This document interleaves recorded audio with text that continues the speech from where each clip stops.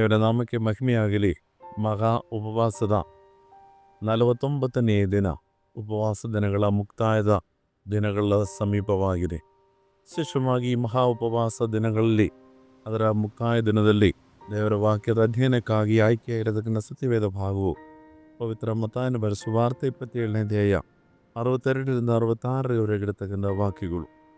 ಈ ವಾಕ್ಯಗಳಲ್ಲಿ ವಿಶೇಷವಾಗಿ ನಮಗೆ ಓದಿ ತಿಳಿದುಕೊಳ್ಳಲಿಕ್ಕೆ ಆಗಿರೊಂದು ವಿಷಯವೇನೆಂದರೆ, ಯೇಸು ಸ್ವಾಮಿಯ ಮರಣದ ಅನಂತರ ಆತನ ಸಮಾಧಿಯನ್ನು ಭದ್ರವಾಗಿ ಕಾವಲು ಮಾಡುವುದಕ್ಕೆ ಸರ್ಕಾರಿನಿಂದ ಅಧಿಕಾರವನ್ನು ಪಡೆದುಕೊಳ್ಳಲಿಕ್ಕಾಗಿ ಹೋಗುವ ನ್ಯಾಯಶಾಸ್ತ್ರಿಗಳ ಕುರಿತಾಗಿ, ಮಹಾಯಾಜಕರ ಕುರಿತಾಗಿ ಭಾಗದಲ್ಲಿ ಓದಿ ತಿಳಿದುಕೊಳ್ಳುತ್ತಾ ಇದ್ದೀವಿ. 26ರಿಂದ 28ರವರೆಗಿರತಕ್ಕಂಥ ವಾಕ್ಯಗಳಲ್ಲಿ ಯೇಸು ಸ್ವಾಮಿಯ ಶ್ರಮೆ ಮರಣದ ವಿಷಯದಲ್ಲಿ, ಶಿಲುಬೆ ಮರಣ, ಆತನ ಸಮಾಧಿ, ಪುನರುತ್ಥಾನ, ಶಿಷ್ಯರ ನಿಯೋಗ, ಈ ವಿಷಯ 28ರವರೆಗಿರತಕ್ಕಂಥ ಅಧ್ಯಾಯಗಳಲ್ಲಿ ನಾವು ಓದಿ ತಿಳಿದುಕೊಳ್ಳುತ್ತಾ ಇದ್ದೀವಿ.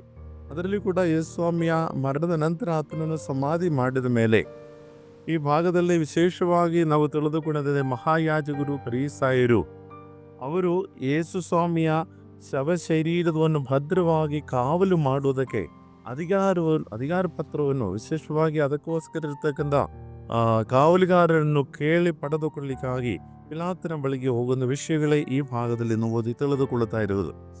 ಯೇಸು ಸ್ವಾಮಿ 3 ದಿನದ ಅನಂತರ ಪುನರುತ್ಥಾನವಾಗಿ ಎದ್ದು ಬರುತ್ತಾನೆಂಬುದಾಗಿ ಈ ಆತನು ಬದುಕಿರತಕ್ಕಂಥ ಕಾಲದಲ್ಲಿ ಹೇಳಿರತಕ್ಕಂಥ ವಿಷಯ ಈ ಫರಿಸಾಯರು, ಮಹಾಯಾಜಕರುಗಳ ಜ್ಞಾಪಕಕ್ಕೆ ಬಂದು ಅದು ಸ್ಮರಣೆಯಲ್ಲಿ ಅವರು ಯೇಸು ಸ್ವಾಮಿಯ ಶವಶರೀರವನ್ನು ಶಿಷ್ಯರು ತೆಗೆದುಕೊಂಡು ಹೋಗಿ ಅವನು ಪುನರುತ್ಥಾನವಾಗಿ ಎದ್ದು ಬಂದನೆಂಬುದಾಗಿ ಸುಳ್ಳು ವಿಚಾರಗಳು ಹೇಳಿ ಆತನ ಪುನರುತ್ಥಾನದ ಬಗ್ಗೆ ಸುಳ್ಳು ವಿಚಾರಗಳು ಹರಡಿಸಿಕೊಳ್ಳುತ್ತಾರೆಂಬುದಾಗಿರ್ತಕ್ಕಂಥ ವಿಷಯ ತಿಳಿದಂಥ ಈ ಮಹಾಯಾಜಕರುಗಳು, ಫರಿಸಾಯರು ಆತನು ಎಂದಿಗೂ ಪುನರುತ್ಥಾನವಾಗಿ ಬರಬಾರದೆಂಬುದಾಗಿ ವಿಚಾರಣೆ ಮಾಡಿ ಆತನನ್ನು ಭದ್ರವಾಗಿ ಆತನ ಶವಶರೀರವನ್ನು ಭದ್ರವಾಗಿ ಕಾವಲು ಮಾಡುವುದಕ್ಕೆ ಅಧಿಕಾರವನ್ನು ತೆಗೆದುಕೊಳ್ಳುತ್ತಾ ಇದ್ದಾರೆ.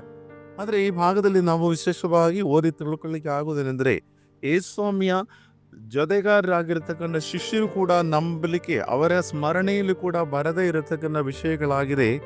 ಈ ಫರಿಸಾಯರು ಮತ್ತು ಮಹಾಯಾಜಕರು ಅವರು ಯೇಸು ಸ್ವಾಮಿಯ ಪುನರುತ್ಥಾನದ ಬಗ್ಗೆ ಅವರ ಸ್ಮರಣೆಯಲ್ಲಿ ತರಿಸುವಂಥ ವಿಷಯ. 63ನೇ ವಾಕ್ಯದಲ್ಲಿ, ದೊರೆಯ ಮೋಸಗಾರನು ಬದುಕಿದಾಗ ತಾನು 3 ದಿನದ ಮೇಲೆ ಹೇಳುತ್ತೇನೆಂದು ಹೇಳಿದು ನಮ್ಮ ನೆನಪಿಗೆ ಬಂತು ಎಂಬುದಾಗಿ ಈ ಭಾಗದಲ್ಲಿ ಬರೆಯಲ್ಪಟ್ಟಿದೆ.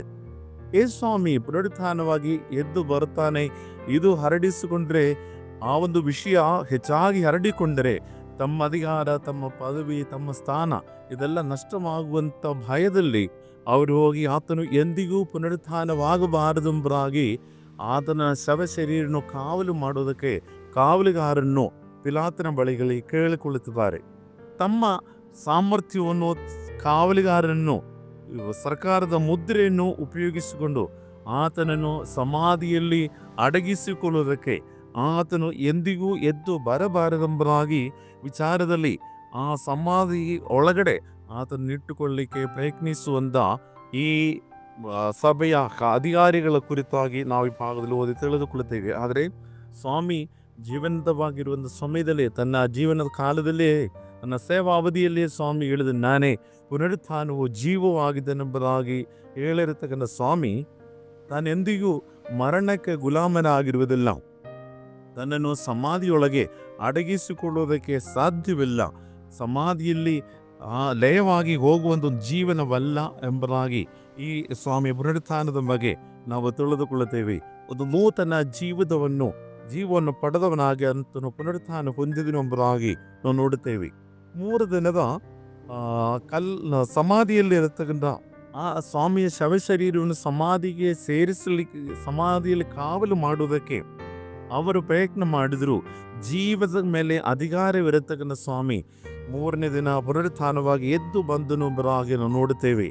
ಆತನ ಶರೀರವನ್ನು ಈ ಸಮಾಧಿಯೊಳಗೆ ಮುಗಿಯಲಿ, ಆತನ ಜೀವನ ಅಲ್ಲೇ ಮುಗಿಯಲಿ ಎಂಬುದಾಗಿ ವಿಚಾರ ಮಾಡಿರತಕ್ಕಂಥ ಈ ಸಭೆಯ ಹಿರಿಯ ಅಧಿಕಾರಿಗಳಾಗಿರತಕ್ಕಂಥವರು ಎಲ್ಲ ಅಧಿಕಾರವನ್ನು ತೆಗೆದುಕೊಂಡು ಕಾವಲುಗಾರನು ತೆಗೆದುಕೊಂಡು ಭದ್ರವಾಗಿ ಕಾಯುವುದಕ್ಕೆ ಪ್ರಯತ್ನಿಸಿದರು. ಆತನು ಪುನರುತ್ಥಾನವಾಗಿ ಎದ್ದು ಬಂದನು ಎಂಬುದಾಗಿ ಈ ಭಾಗದಲ್ಲಿ ನಾವು ಓದಿ ತಿಳಿದುಕೊಳ್ಳುತ್ತಾ ಇದ್ದೀವಿ. ಪುನರುತ್ಥಾನದ ಭಯ ಹೆಚ್ಚಾಗಿ ಹೊಂದಿರತಕ್ಕಂಥ ಈ ಜನ, ಈ ಸಭೆಯ ಮುಖಂಡರುಗಳು, ಅವರನ್ನು ಯೇಸುಸ್ವಾಮಿ ಪುನರುತ್ಥಾನ ತುಂಬ ನಿರಾಶೆಗೆ ಒಳಪಡಿಸಿದೆ ಎಂಬುದಾಗಿ ಅದನ್ನು ನಾವು ಓದಿ ತಿಳಿದುಕೊಳ್ಳಲಿಕ್ಕೆ ಸಾಧ್ಯವಾಗುತ್ತದೆ. ಸತ್ವವನ್ನು ಪುನರುತ್ಥಾನ ಹೊಂದುವುದು ಅಸಾಧ್ಯ ಎಂಬುದಾಗಿ ಅವರು ತಿಳಿದುಕೊಂಡರು. ದೇವರ ಪದ್ಧತಿಯ ಪ್ರಕಾರ ತನ್ನ ಜೀವಿತವನ್ನು, ತನ್ನ ಸೇವೆಯನ್ನು ಮುಂದುವರಿಸುವ ರೀತಿಯಲ್ಲಿ ದೈವಿಕ ಪದ್ಧತಿಯ ಪ್ರಕಾರ ಯೇಸು ಸ್ವಾಮಿ ಪುನರುತ್ಥಾನವಾಗಿ ಎದ್ದು ಬಂದನು ಎಂಬುದಾಗಿ ನಾವು ನೋಡುತ್ತೇವೆ. ಒಂದು ಬೀಜ ನೆಲಕ್ಕೆ ಬಿದ್ದು ಸಾಯದಿದ್ದರೆ ಮೊಳಕೆ ಒಡೆದು ಫಲ ಕೊಡುವುದಕ್ಕೆ ಸಾಧ್ಯವಿಲ್ಲ. ತನ್ನನ್ನೇ ನಿರಾಕರಿಸಿಕೊಂಡಂಥ ತನ್ನ ಜೀವಿತವನ್ನೇ ಬರೀದು ಮಾಡಿಕೊಂಡಿರತಕ್ಕಂಥ ಸ್ವಾಮಿ ತನ್ನ ಜೀವನವನ್ನು ಬರೀದು ಮಾಡಿಕೊಂಡು ಈ ಲೋಕದ ಮಾನವರಿಗೋಸ್ಕರ ತನ್ನ ಜೀವಿತವನ್ನು ಸಮರ್ಪಣೆ ಮಾಡಿರ್ತಕ್ಕಂಥ ಸ್ವಾಮಿ ತಾನು ಪುನರುತ್ಥಾನವಾಗಿ ಎದ್ದು ಬಂದು ಮನುಷ್ಯ ಕುಲಕ್ಕೆ ನಿರೀಕ್ಷೆಯನ್ನು ನೀಡಿರತಕ್ಕಂಥ ಸ್ವಾಮಿ ನಮಗೂ ನಿರಾಶೆಯಿಂದ ಬಿಡುಗಡೆಯನ್ನು ನೀಡುವನು, ನಿರೀಕ್ಷೆಯನ್ನು ನೀಡುವನಾಗಿದ್ದಾನೆಂಬುದಾಗಿ ಸ್ವಾಮಿಯ ಜೀವನದ ಚರಿತ್ರದ ಮೂಲಕವಾಗಿ ನಮಗೆ ತಿಳಿದುಕೊಳ್ಳಲಿಕ್ಕೆ ಸಾಧ್ಯವಾಗುತ್ತದೆ. ಭದ್ರವಾಗಿ ಕಾವಲು ಮಾಡಿದರೆ ಆತನು ಎದ್ದು ಬರುವುದಿಲ್ಲ ಎಂಬುದಾಗಿ ತಿಳಿದುಕೊಂಡಂಥ ಈ ಸಭೆ ಮುಖಂಡರುಗಳಿಗೆ ಅವರ ಅಧಿಕಾರಕ್ಕಿಂತ ಮಿಗಿಲಾಗಿರುವಂಥ ಸ್ವಾಮಿಯ ಜೀವನದ ಚರಿತ್ರೆಯಲ್ಲಿ ಆತನ ಪುನರುತ್ಥಾನವು ಜೀವನ ಪಡೆದವನಾಗಿ ಎದ್ದು ಬಂದಿರತಕ್ಕಂಥ ವಿಷಯದಲ್ಲಿ ಅವರ ಕಾವಲು, ಅವರ ಭದ್ರತೆ, ಅವರ ಸುರಕ್ಷಿತತೆ ಇದು ಯಾವುದು ಸ್ವಾಮಿಯ ಜೀವನದಲ್ಲಿ ಆತನನ್ನು ಅಡಗಿಸಿಕೊಳ್ಳುವುದಕ್ಕೂ ಆತನನ್ನು ಗುಲಾಮನಾಗಿ ಮಾಡುವುದಕ್ಕೂ ಸಾಧ್ಯವಿಲ್ಲ ಎಂಬುದಾಗಿ ನಾವು ತಿಳಿದುಕೊಳ್ಳದ ಸೃಷ್ಟಿಕರ್ತನಿಗೆ ಆತನು ಅಧಿಕಾರ ಇರುವಂತವನಾಗಿದ್ದಾನೆ, ಜೀವ ಮರಣಗಳ ಮೇಲೆ ಅಧಿಕಾರ ಇರುವಂತವನಾಗಿದ್ದಾನೆ. ಅದರಿಂದ ಸಮಾಧಿಯೊಳಗೆ ಅಡಗಿಸಿಕೊಳ್ಳಲಿಕ್ಕೆ ಸಾಧ್ಯವಿಲ್ಲ ಆತನ ಜೀವನ ಎಂಬುದಾಗಿ ಈ ಭಾಗದಲ್ಲಿ ನಾವು ತಿಳಿದುಕೊಳ್ಳುತ್ತೇವೆ. ವಿಶೇಷವಾಗಿ ನಾವು ಈ ಮಹಾ ಉಪವಾಸದ ಕೊನೆಯ ದಿನದಲ್ಲಿ ತಿಳಿಯಲಿಕ್ಕೆ ಆಗುವಂಥ ವಿಷಯವಾಗಿದೆ. ಆತನು ಪುನರುತ್ಥಾನವಾಗಿ ಎದ್ದು ಬಂದಿದ್ದಾನೆ. ಪುನರುತ್ಥಾನವಾಗಿ ಎದ್ದು ಬಂದ ಸ್ವಾಮಿ ನಾವು ಕೂಡ ಹೊಸ ಜೀವನವನ್ನು ಪಡೆದವರಾಗಿ ನಾವು ಸ್ವಾಮಿಯೊಂದಿಗೆ ಜೀವನ ನಡೆಸಲಿಕ್ಕೆ ಆತನ ಪುನರುತ್ಥಾನ ಜೀವನ ನಮಗೆ ಆಹ್ವಾನ ನೀಡುವಂಥದ್ದಾಗಿರ್ತದೆ.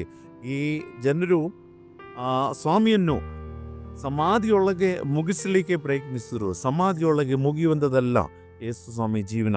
ಮನುಷ್ಯ ಕುಲಕ್ಕೆ ನಿರೀಕ್ಷೆ ನೀಡಿರತಕ್ಕಂಥ ಸ್ವಾಮಿ ನಮಗೂ ಕೂಡ ಆ ನಿರೀಕ್ಷೆಯಲ್ಲಿ ನಾವು ಕೂಡ ಕ್ರಿಸ್ತನೊಂದಿಗೆ ಜೀವನ ನಡೆಸಲಿಕ್ಕೆ ಈ ಮಹಾ ಉಪವಾಸ ದಿನಗಳಲ್ಲಿ ನಮಗೆ ಆತನ ಆಹ್ವಾನ ನೀಡುವನಾಗಿದ್ದಾನೆ. ಆಹ್ವಾನದಲ್ಲಿ ಸ್ವಾಮಿಯೊಂದಿಗೆ ನಿರೀಕ್ಷೆಯಲ್ಲಿರತಕ್ಕಂಥ ಜೀವನ ನಡೆಸಲಿಕ್ಕೆ ಕರ್ತನಾದ ದೇವರು ಈ ದಿನಮಾನಗಳಲ್ಲಿ ನಮಗೆ ಹೆಚ್ಚು ಸಹಾಯ ಮಾಡಲಿ ಎಂಬುದಾಗಿ ಪ್ರಾರ್ಥನೆ ಮಾಡುತ್ತಾ ನನ್ನ ಮಾತನ್ನು ಮುಕ್ತಾಯಗೊಳಿಸ್ತೇನೆ. ದೇವರು ತಮ್ಮೆಲ್ಲರನ್ನು ಆಶೀರ್ವಾದ ಮಾಡಲಿ.